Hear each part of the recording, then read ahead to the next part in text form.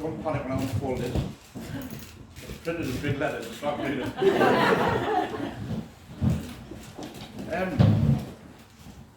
Right.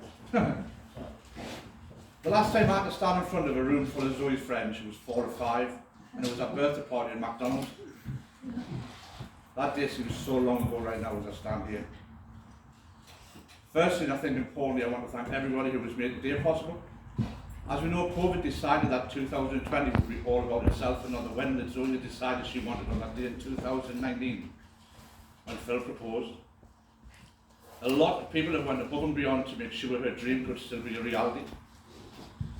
It could also be said that COVID also gave her the opportunity to think of a few of the things she hadn't thought of at the time. And to be fair, we were all told to support those small local businesses at the time. Zoe definitely took that to heart. Zoe told me very early on that Phil and herself wanted to have people at her wedding who meant something to them both, and on behalf of Helen and myself, I want to say something to you all before I get into bed, and it's probably going to make me cry. I will add though that Zoe makes... You're not crying, will you? Sorry. I will add that Zoe and I do have a bet who will cry first, her or me. Feel free to... You weren't even in the sweepstake. I will add though that Zoe and I do have a bet who will cry first, her, me or Helen. So feel free to organise a sweepstake before I get to that. I haven't got that bit yet. Right. There is a tribe who live in the Amazon rainforest. Just bear with us, right, because it comes to me as well. Who have no concept of what close family is. They each look after every single person in the village as if they were their own brother, sister, mother, father. Also, elephants do it, but Jamie advised me that it wasn't best to have called the room a herd of elephants. Remember the tribe. When I look around this room, this is what I see. I see people who have took Zoe into their lives and loved, led and nurtured her from the day she was born, right up to today where she stands in front of us all as Mrs. Todd. Every single one of you here, and someone couldn't make it here today, that Helen and I raised the most beautiful, kind daughter that we could only have dreamt about as we both held her for the first time on that October morning in 1995. I can't thank you all individually, but there are some that I need to make a point of mentioning, so please allow me the time to. To Melanie and Mark, who without question or complaint took Zoe into their lives and loved her without conditions. They've been the ones who have guided Zoe when I know that I had no idea what I was doing. They've been the ones who give Zoe direction in life that has moulded her into the person we see today. Without you both in her life, I know for a fact that I would not be stood here today toasting her as Mrs. Todd. To Ivan and Angela, I can't thank you enough for welcoming Zoe into your life and ultimately your home. I've watched Zoe grow and mature with wisdom and lessons about life that I know I could never have taught her myself. I've also a request from Jamie here, who wishes to thank you as well because he gained his own room when she moved up. We are all in this room in that village. You've all took it easy. You've all helped her at various times make a decision about her life. You all played a part, and you did it because you wanted to, not because you had to. I owe you, we all owe you, our family owe you something we can never ever pay back. We owe you that smile that's always on her face. We owe you her desire to help one others. And we owe you her happiness. So I raise my glass there, what's my glass gone? This one. I raise my glass there, this one, yes, thank you.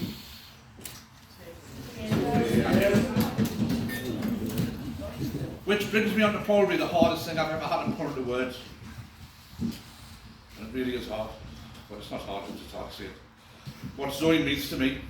For it's about moments, it's about thousands and thousands of moments. I could stand here until Sunderland got back in the Premiership and still only scratch the surface.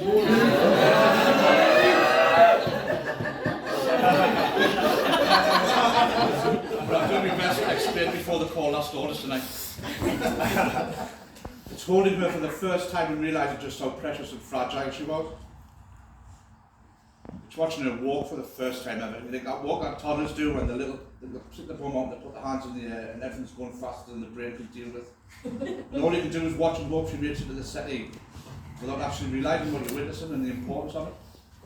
It's sitting on her bed watching her sleep.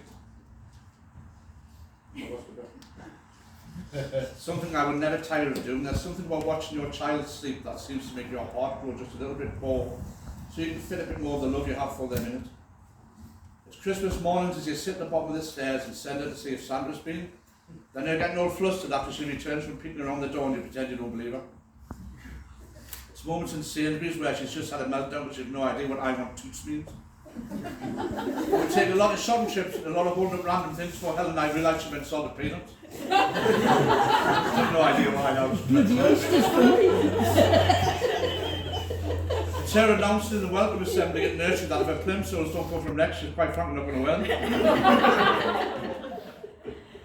It's her face as I pick her up from school as she ran towards me at the last minute, jumping into my arms and squeezed the life out of me. It's sitting up all night watching Barney videos because she's had nightmares. I absolutely detest that dinosaur with his teeth. It's teaching her to ride a bike and standing so proud as she rides away from you. And then the moment of panic you have is you're trying to work out whether she was paying attention 10 minutes earlier when you're trying to teach her what steering and brakes were. It's her blaming being left-handed as an excuse for not being able to use scissors, can openers, hoovers, just anything else had involved charging her room. It's wanting to wrap her in bubble wrap but realising she must learn what it is to fall. And it's wanting her to walk when all she wants to do is run. And it's realising for the first time in your life that you love someone unconditionally. And feeling so proud when she realises that she knows you do. It's watching her grow from Barney to Bratz dolls and then moving on to her, I'm not sure how to describe it, kind of a discovering herself phase. Hair dyed black and back home and stacked so high that Marge Simpson was quite frankly jealous. Makeup so pale that I would type check her for a pulse and she had a roof of back.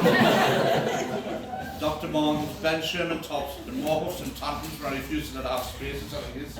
I'm so glad now. It's her having sleepovers and you realise that a room full of children and a birthday party at McDonald's have absolutely nothing on teenage girls want to know what type of pizzas are arriving. It's also being scared. Scared that as she grows up, you are losing your little girl. She stops wanting to hold your hand when you're out, except when we're crossing roads. To this day we still only have two rules. Hold my hand when we cross a road, always be asleep. And text you when you get home. Preferably actually when you get home and not 2 days later when you remember.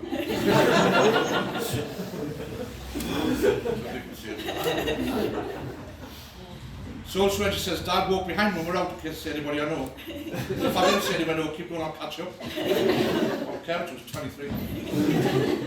Well, I learned to deal with that because there were still moments when I was a protector, I was a dad, and I was a big bad wolf that chased all the bad things away. Then it arrives. The day you realise something has changed. She goes out more and she's vague about where she's grown. She's glued to her phone and she smiles at her far too much. And you've seen all this before and you know you have to ask her something.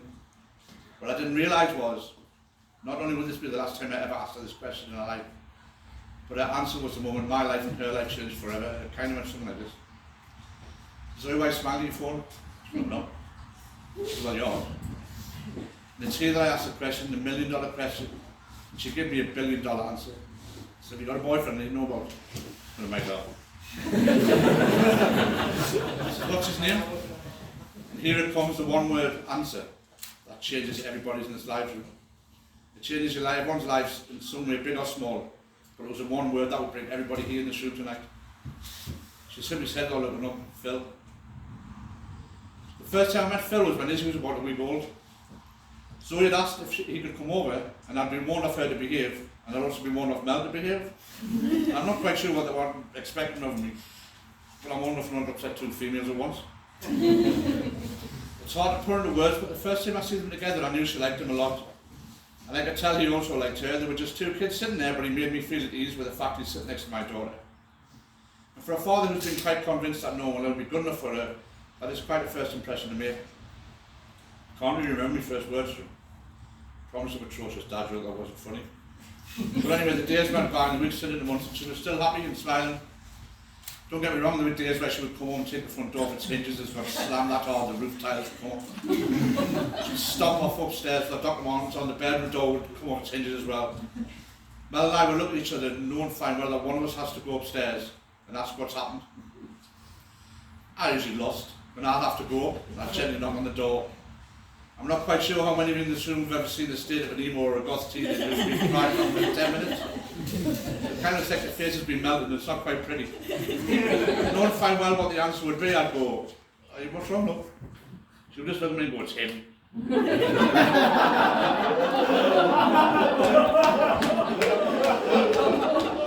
It's him, it's all, I've had enough. Now, at these moments, I knew Phil was different for two reasons. Firstly, I realised that usually the things they fall over were quite often his way of keeping their feet on the ground. Secondly, I also found myself sticking up for him most of the time. This never went down well, but I think I kind of knew what they meant to each other. There were many, many times they could have called it a day, but they didn't. They went through school together, then they get jobs, and as an adult you know that these are the times that will test the strength of any relationship. They simply got stronger and closer. They go on holiday together, and I think the airport was the very first time we got the daddy talk.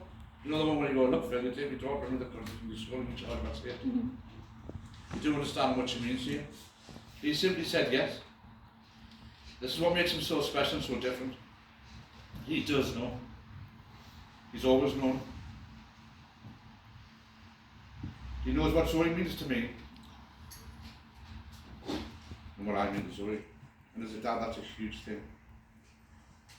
So they've got more holidays, she moves out, they buy a house, and then one day before they're due to go on holiday, my phone rings. I look at my screen and it says Phil. Well, it actually says Phil Zoe, which I have no idea which, I don't even know any of the Phil.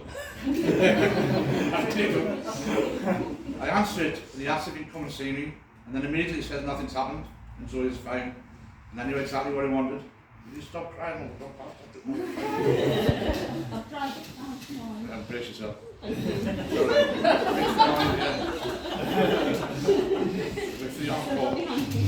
I knew he was going to ask for a hand in marriage, and the fact he was willing to come and ask me in my face tells you all you will ever need to know about him. And how easy it was for me to say, "Of course you can." So the circle was nearly complete, and what seemed only yesterday, as I held her for the first time, into today, where in a few days' time my future husband will propose to her, I realised something. I've got to write a speech. It's now that I'm meant to give the parents some advice, and it's really hard to. Life, and especially married life, has a way of putting brick walls in front of you. Usually when you're at your highest or your lowest point. Now you can do absolutely nothing to stop these walls appearing. Nothing at all. What matters is how you look at that wall. You can look at it as a high wall you can't get over, or go through, and you can sit on the floor of your back and complain the whole world's against you. Or you can stand up, take a few steps back, hold on to each other's hands. Remember the love that got you this far. Remember everybody person in this room. Your little tribe. Hold our hands too if you need to, and run straight at that wall. And realise that it doesn't matter what's on the other side. Because you have each other. And when you need us, you have us too. Sometimes, that's what you do well. Sometimes the other side of the wall is better. Sometimes it's not. What the constant is, you will always have each other. So my advice to you both is this. Remember how you feel today. Today you can both take on the world. Hold each other's hands. Never hesitate reaching out for one of our hands if you need us. And try to make memories that nobody can ever take away. You've done all the hard work to get to this day. Just enjoy growing up with each other. There's one last person I need to thank, and it's Phil. Thank you for always knowing what she means to me. Don't dare try to swear God.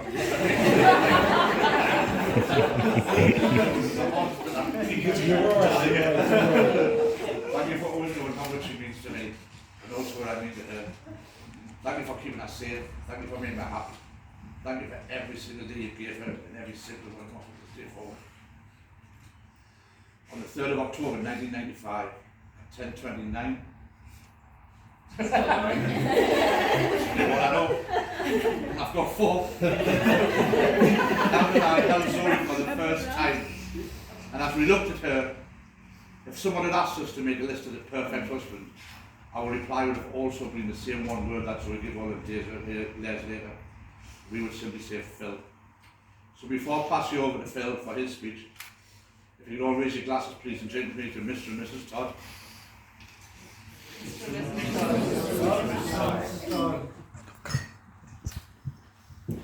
shall now sit down and cry a bit and pass